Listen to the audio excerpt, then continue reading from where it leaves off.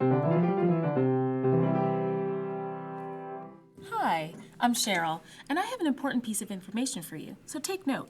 A musical note. Studies have shown that students who learn to play a musical instrument perform better academically than those who don't. So today, I'm at the Davenport School of the Arts to find out why.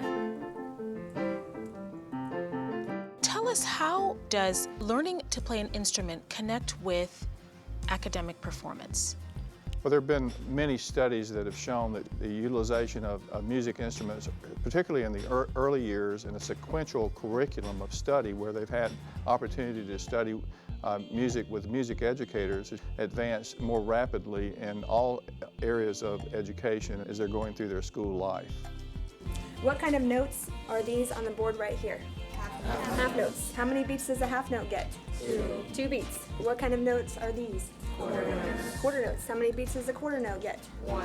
1. Good. So I noticed that when you were working with the students, you were doing a lot with rhythm and counting. Tell us how that can apply to math. In music, they have to count rhythms, and so each note is equal to a different amount of beats. And so they're adding the beats together, they're subtracting the beats together, they're subdividing the beats, just like in math when they're using fractions to subdivide notes. In math, it helps you because there's patterns in music and also patterns in math, so it sort of just clicks.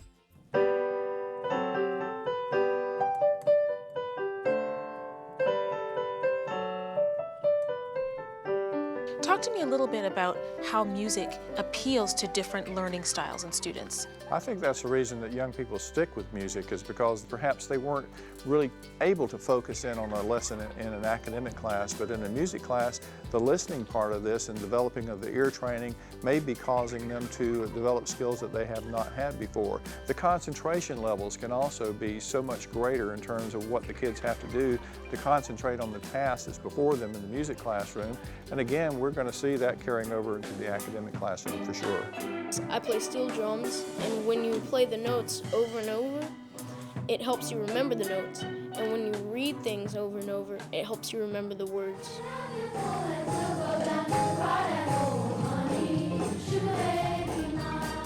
How are instruments used here?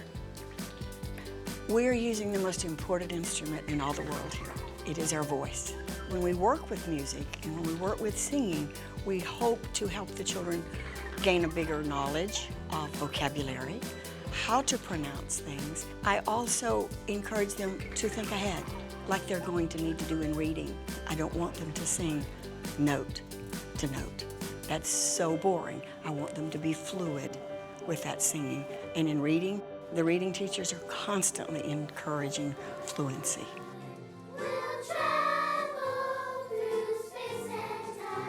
How do you feel, though, that music education helps to sharpen a child's memory? As we play music and we begin to study music, there's also the process of memorization that occurs from time to time in terms of learning the piece of music. And there's a great opportunity for that to carry on into the academic class. And in history class, if they're memorizing certain facts and figures, those things really do carry over into the other academics as well. My studies are hard, and I like to do stuff with music. So I just put my studies in music, like I put in a little beat and go, and easy for me to remember. So what you're saying is when you're studying something outside of music, you actually add music to it to help you keep you going and to keep you focused on that task? Yes, because it gives me like a good memory of it. 1, 2, ready. When I was watching your students perform, they were thinking on the spot.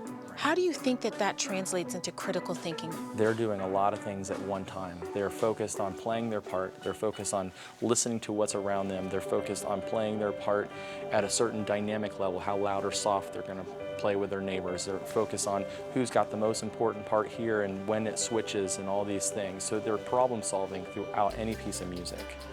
As we know, children today almost work in isolation because they're so much into their electronic gear, into their gaming, but that's not the case when you're working in a music class.